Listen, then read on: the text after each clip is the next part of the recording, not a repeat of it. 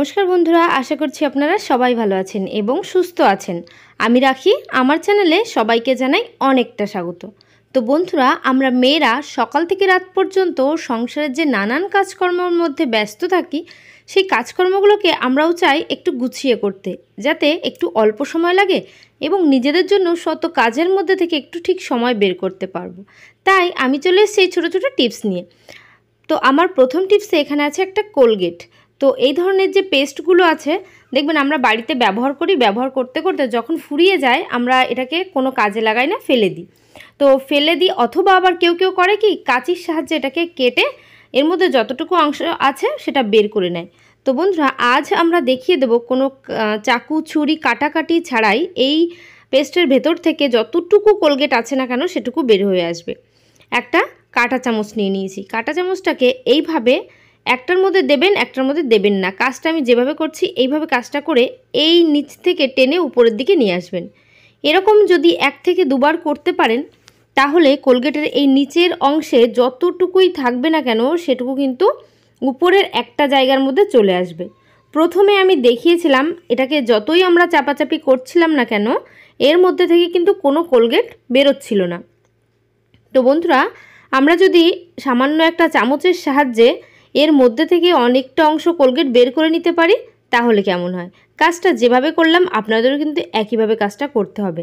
এবার আমি দেখিয়ে দেবো কতটা কোলগেট এখানে অ্যাড হয়েছে। দেখতে পাচ্ছেন? বেশ, প্রথমে কিন্তু এখানে কোনো কোলগেট ছিল না চাপাচাপি করলেও। এবার এখানে বেশ কিছুটা 1 থেকে 2 দিন তো হামেশাই হয়ে যাবে। তো আশা করছি বন্ধুরা, আমার এই টিপসটা আপনাদের অনেকটা কাজে আসবে, অনেকটা ভালো লেগেছে। তো আমি চলে যাব আমার পরবর্তী টিপসে। এখানে একটা টপ নিয়ে নিয়েছি। এখন দেখবেন দুর্গাপুজো আসছে, দুর্গাপুজোর সঙ্গে সঙ্গেই না ঠান্ডার একটা আবহাওয়া চলে আসে। তো যখন এই ঠান্ডার আবহাওয়াটা আসে, একটু মোটা জাতীয় জামাকাপড় আমাদের পরতে হয়, মোটা কাপড়ে। তো এখানে একটা মোটা কাপড়ের জামাকাপড় নিয়ে নিয়েছি। তো এই ধরনের জামাকাপড় অনেকেই দেখবেন, সেই সোয়েটার হোক, একটু মোটা কাপড় হোক, পরতে যায়, খুলতে যায়, তখনই একটা গায়ে কারেন্ট মতো লাগে। তো এই যে কারেন্ট মতো লাগছে, অনেকের কিন্তু অনেকটাই সমস্যা হয়, অনেকটা ব্যথাও লাগে। তো এই যে সমস্যাটা অনেকের মধ্যে আছে, আবার অনেকের মধ্যে কিন্তু নেই, জামাকাপড় অনায়াসে খুলতে পারে, কোনো কারেন্ট লাগে না। তো এরকম যাদের কারেন্ট লাগছে জামাকাপড় খুলতে গেলে, তাদের জন্য আজকের এই ট্রিকটা। আমি এখানে বেশ কিছুটা তালা চাবি নিয়ে নিয়েছি। কেন নিয়ে নিয়েছি আর এই চাবিটার কাজ কি? আমরা যাদের দেখবেন এই সমস্যাটা হয়, জামাকাপড় খুলতে গেলে কারেন্ট মতো লাগে, তারা জামাটা পরার আগে, এইভাবে সোয়েটার পরার আগে আপনারা কিন্তু একটু চাবি দিয়ে পুরো জামাটার মধ্যে ঘষে নেবেন। সে একটু মোটা কাপড় হোক আর সোয়েটার হোক, যে কোনো কাপড় পরতে খুলতে গেলে যাদের এরকম প্রবলেম হয়, হালকা কারেন্ট লাগার, তারা কিন্তু পুরো চাবিটাকে পুরো জামাকাপড়ের মধ্যে এইভাবে ঘষে নেবেন। তাহলে যে একটা কারেন্ট লাগার একটা সম্ভাবনা যে থাকে, সেইটা কিন্তু আর হবে না। জামাকাপড় পরা খোলা যেটাই করেন না কেন, কখনোই কিন্তু কারেন্ট মতো আর গায়ে লাগবে না। তো যাদের এরকম সমস্যা হয়, তারা এই ছোট্ট টিপসটা অ্যাপ্লাই করবেন, দেখবেন তারা অনেকটা উপকার পাবেন। তো বন্ধুরা, যদি আমার এই টিপস আপনাদের ভালো লাগে, অবশ্যই কিন্তু একটু কমেন্ট করে জানিয়ে দেবেন। তো আমি চলে যাব আমার পরবর্তী টিপসে। এখানে আছে জ্যামের একটা জার আর আছে মধুর একটা জার। তো এখন যেহেতু বর্ষার সিজনে কিন্তু প্রচুর পিঁপড়েদের উপদ্রব ঘরের ভেতরে। কোনো খাবার কোথাও রাখার উপায় নেই, রাখলেই কিন্তু পিঁপড়ে এসে যাচ্ছে। আর যদি এরকম খাবার মিষ্টি জাতীয় হয়, সেই মিষ্টি খাবারগুলোর মধ্যে যখনই পিঁপড়ে লেগে যাচ্ছে, এই যে একটা সমস্যার মধ্যে পড়ছি, সেই খাবারটা অনেক সময় বাদও দিয়ে দিতে হচ্ছে। আমরা পিঁপড়ের কারণে খেতে পারছি না। তো আমরা কি করব যখন এরকম পিঁপড়ে আমাদের খুবই উপদ্রব করছে? তখন আমরা একটা বাটি নিয়ে নিয়েছি।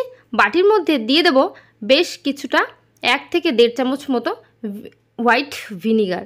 তো বন্ধুরা, এই যে হোয়াইট ভিনিগারটা আমরা যদি এখানে কিছুটা অংশ ঢেলে নিলাম, ঢালার পর নিয়ে নেব একটু তুলোর সাহায্যেই আমরা কিন্তু এই ভিনিগারটা তুলোর মধ্যে নিয়ে, যে সমস্ত মিষ্টি জাতীয় খাবার, যেমন চিনির কৌটা থাকে, সেই চিনির কৌটার মধ্যে কিন্তু প্রচুর পরিমাণে পিঁপড়ে ওঠে।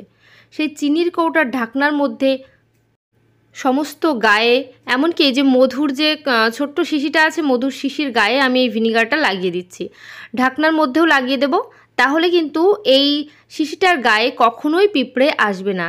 জ্যামের যে জারটা আছে, সেই জারের উপরে ঢাকনার গায়ে সাইড থেকে প্রচুর যে সমস্ত পিঁপড়েদের উপদ্রব হচ্ছে, তাদের কিন্তু সেই উপদ্রব আর হবে না। ভিনিগারের একটা নিজস্ব স্ট্রং গন্ধ আছে, সেই গন্ধটা পিঁপড়েরা কিন্তু একদমই পছন্দ করতে পারে না, তাই এই মিষ্টি জাতীয় খাবার দাবারের পাশেও পিঁপড়ে আসবে না। তো বন্ধুরা, আশা করছি আমার এই টিপসটা আপনাদের অনেকটা কাজে আসবে, অনেকটা ভালো লেগেছে। তো আমি চলে যাব আমার পরবর্তী টিপসে। এখানে লবণ আছে, তো লবণ আমার যতটা প্রয়োজন ছিল এখান থেকে বের করে নিয়েছি। বেশ কিছুটা লবণ কিন্তু এখানে থেকে গেছে। তো যে লবণটা থেকে যে আমরা কি করি, মুখটাকে এইভাবে চেপে একটা রাবার দিয়ে আটকে দিই। তো এরকম করলে ওর মধ্যে থেকে হাওয়া বাতাস পৌঁছে যায়। অনেক সময় ছোটো ছোটো পোকাও পৌঁছে যায়। পোকামাকড় পৌঁছে গেলে এই লবণগুলো যে কোনো মশলাপাতি, প্যাকেট জাতীয় যে খাবার মশলাপাতি, সে সমস্ত আমরা আর ব্যবহার করতে পারি না পোকা লেগে গেলে। তো বন্ধুরা, আমরা যখনই এই ধরনের প্যাকেট জাতীয় কোনো খাবার খুলব, সেটাকে কিভাবে ফোল্ড করে রেখে দেব। তো গার্ডার দিলে কি হয়, অনেক সময় গার্ডারের ভেতর থেকেও একটু ফাঁকা থাকে, সেই জায়গা থেকে পোকামাকড় পিঁপড়ে ঢুকে যায়। তো আমরা এইভাবে একটা ভাঁজ দিয়ে এটাকে ছোট ছোট ফোল্ড করে নেব। এইভাবে বেশ কয়েকবার ফোল্ড করে নিলে তাহলে এর মধ্যে কিন্তু কোনো হাওয়া বাতাস কিছুই পৌঁছাবে না, কোনো ছোট ছোট পোকামাকড়ও কিছু পৌঁছাতে পারবে না। এবার নিয়ে নেব একটা ক্লথ ক্লিপের সাহায্যে এখানে আটকে দিলে এটা খুব সুন্দর সিকিউর হয়ে যাবে। তো আপনারা যদি চান আরও একটা ক্লথ ক্লিপ এখানে আটকাবেন, সেক্ষেত্রে আরও একটা ক্লথ ক্লিপ আটকাতে পারেন। এইটা আটকালে কী হবে, জিনিসটা খুব ভালোভাবে আটকে গেল। তো এখানে কতটা সুন্দর আটকেছে আমি দেখিয়ে দিচ্ছি।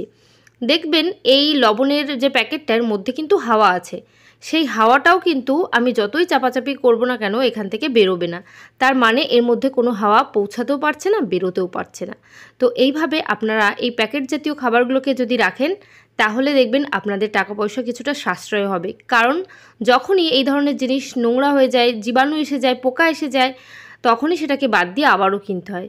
তাই এই টিপটা অ্যাপ্লাই করবেন। আশা করছি টিপসটা অনেকটা ভালো লেগেছে। চলে এলাম পরবর্তী টিপসে।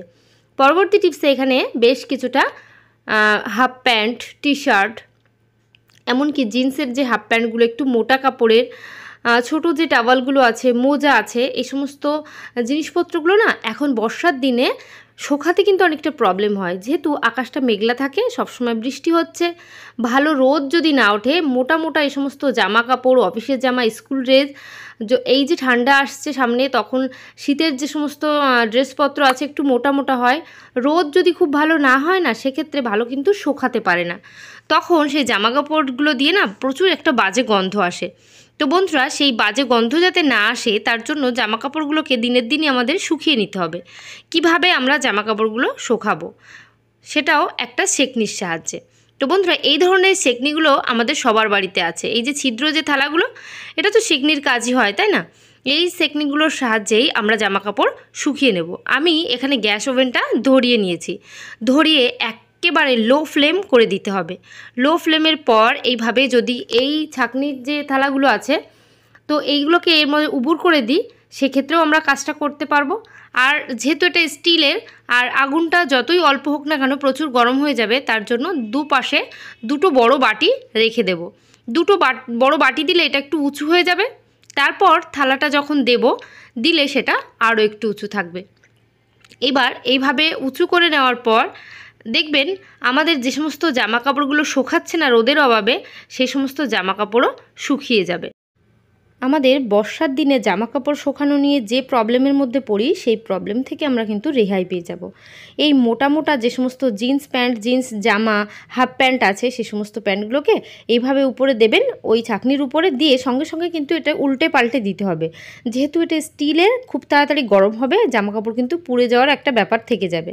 তাই আপনারা কিন্তু একটু চটজলদি করে মানে এটাকে একবারে এক সাইড দিচ্ছেন, সঙ্গে সঙ্গে আরেক সাইড দিয়ে দেবেন। যে সব সাইডগুলো একটু ভিজে ভিজে আছে, সেই সব সাইডে বারবার করে উল্টে পাল্টে দেবেন। এই কাজটা কিন্তু আপনাদের করতেই হবে, তবে কিন্তু আপনাদের জামা কাপড় খুব সুন্দরভাবে শুকিয়ে যাবে।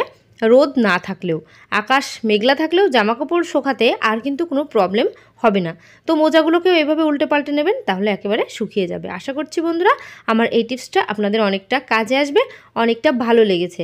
যদি খুব ভালো লাগে অবশ্যই কিন্তু পরিবারের সবার সঙ্গে শেয়ার করতে একদম ভুলবেন না।